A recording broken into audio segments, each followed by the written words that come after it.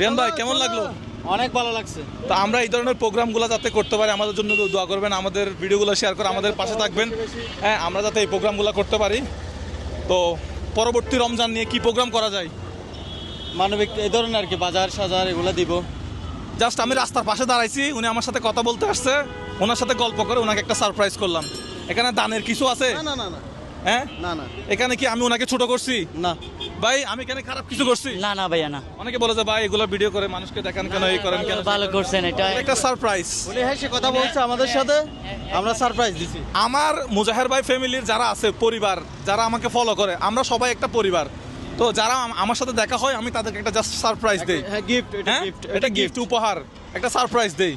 এটা কি বলেন? ওকে ওকে, এটা কি চালিয়ে যাব? চালিয়ে যাও হ্যাঁ? অবশ্যই। আমি সবগুলো দেখি আপনার এটা আচ্ছা, এখন রমজান মাস উপলক্ষে কি করা যায়?